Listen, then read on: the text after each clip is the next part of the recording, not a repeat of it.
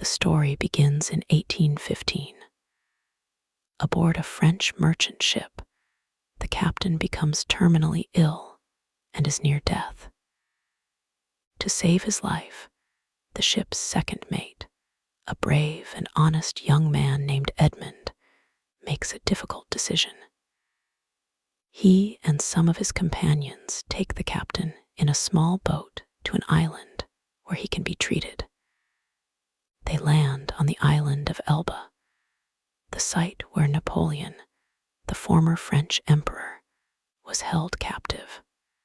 It was guarded by British soldiers to prevent Napoleon from escaping. When Edmond and his childhood friend Fernand land on the shore, the British guards attack them. But Napoleon arrives and saves them. The British were about to kill these men, believing them to be Napoleon's soldiers. However, Napoleon reveals that he does not know them. He even allows his doctor to treat the captain. Unfortunately, the captain's life could not be saved. As Edmond is about to leave, Napoleon speaks to him privately. He gives Edmond a letter, saying it is a personal one to deliver to a friend living in Marseille. He also demands that Edmond promise not to tell anyone about the letter. Edmond agrees and does not mention it to anyone, unaware that his friend Fernand was secretly watching. When they return to Marseille, the owner of the ship receives a complaint saying that Edmond had stopped the ship without permission on the island of Elba. When Edmond is questioned, he explains that he only wanted to save his captain's life at all costs. The ship's owner is so impressed by Edmond's bravery and loyalty that he appoints him as the new captain. Hearing this, Danglars, the man who was about to become captain, is devastated. Edmond is overjoyed and runs to tell his fiancée Mercedes. They are deeply in love and want to get married soon. Edmond says, "Now we don't have to wait another year because I am captain now, and we'll get married this year." They are overjoyed. At this point, their childhood friend Fernand is also present. Fernand had also been in love with Mercedes since childhood, but Mercedes loved Edmond and never looked at Fernand that way. Because of this, Fernand was very jealous of Edmond. Now that Edmond had money and a high position too, Fernand's jealousy turned into hatred. Fernand meets Danglars, and both express their hatred for Edmond. Fernand says that if he had his way, he would kill Edmond so he could get Mercedes. Danglars says he wants to kill Edmond to take the captain's seat. They decide to work together to destroy him. Fernand remembers that he saw Edmond receiving a letter from Napoleon. He decides to use this letter to ruin Edmond's life. The next day, which should have been the happiest day of Edmond's life, as he was about to get married, the police suddenly arrive and arrest Edmond on charges of treason. Edmond is dragged to the chief magistrate.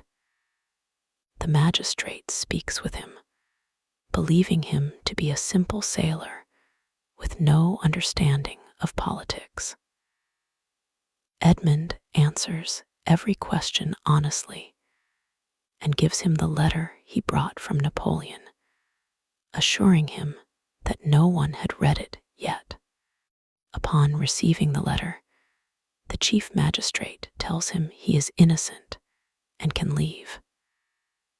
But before letting him go, he asks who Napoleon wanted him to deliver the letter to.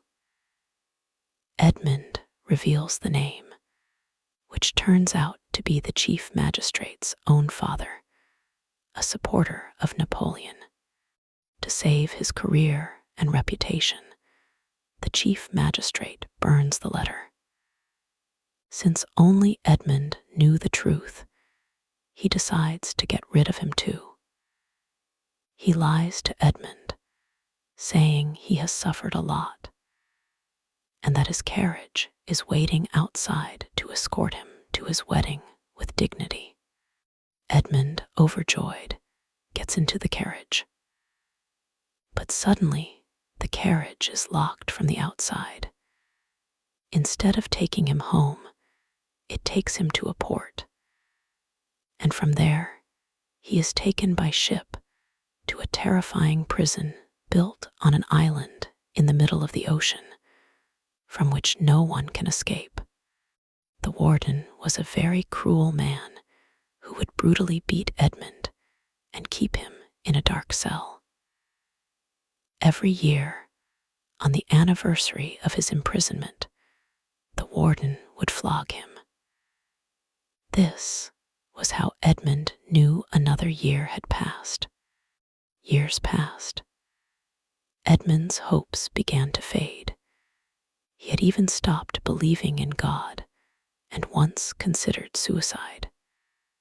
But just when he was about to give up, he heard a crunching sound from beneath the ground.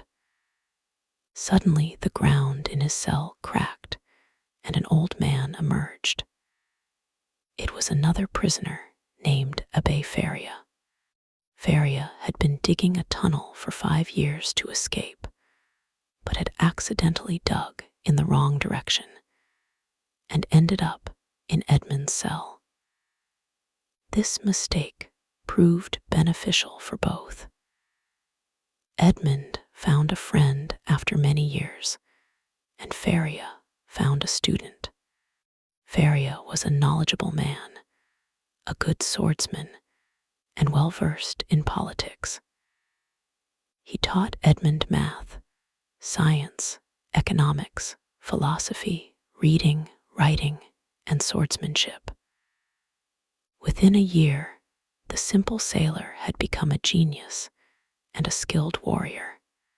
Together, they dug a tunnel to escape.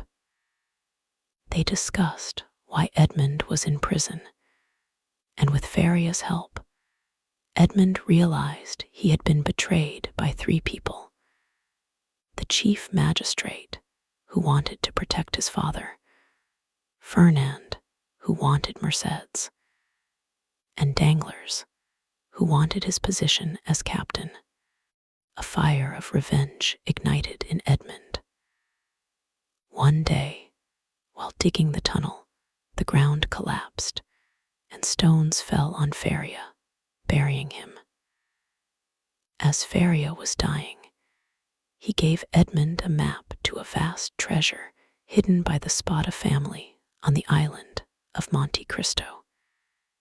He made Edmond promise to use the wealth only for good, not evil.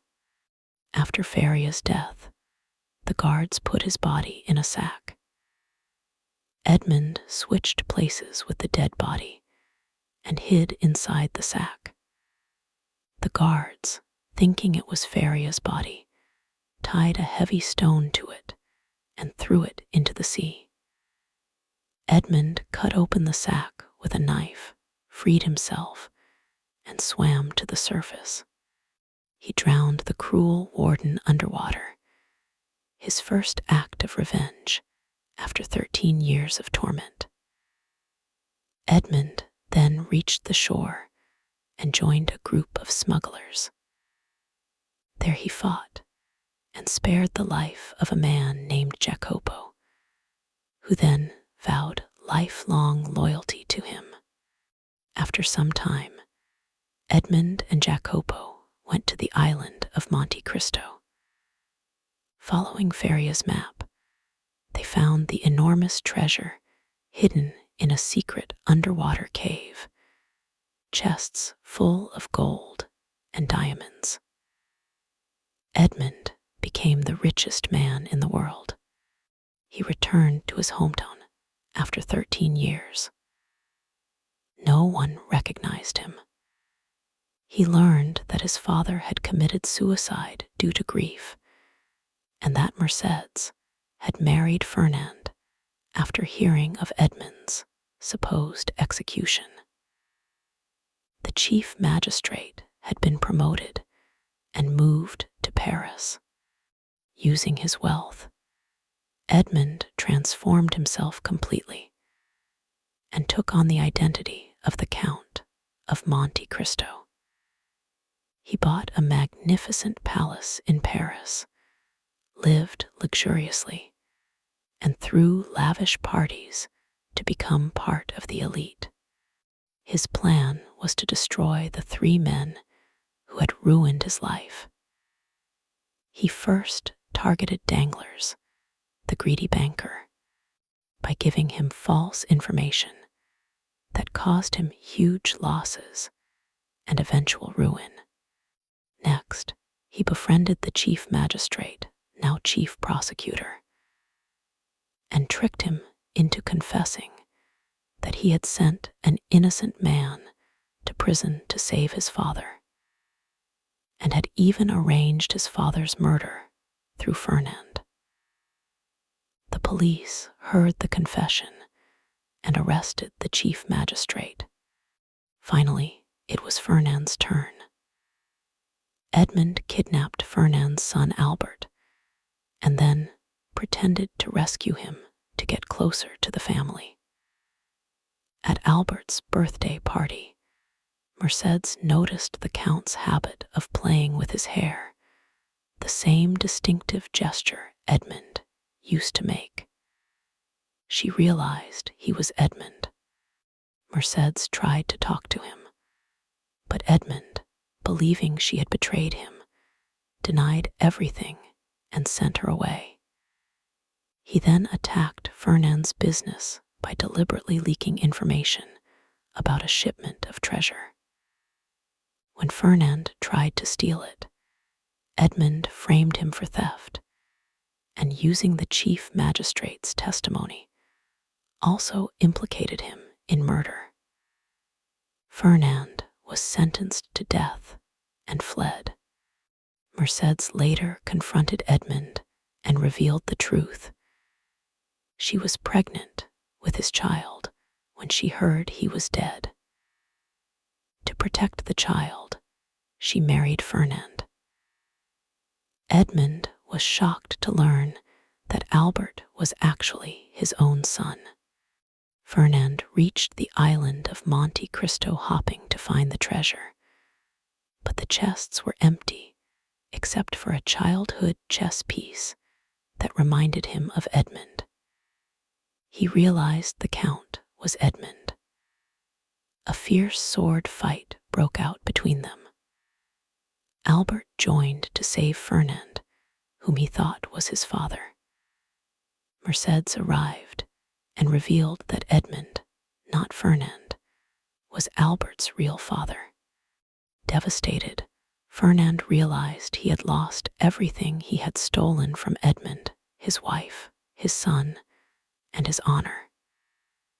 In rage, he tried to shoot Edmond, but the bullet hit Mercedes instead.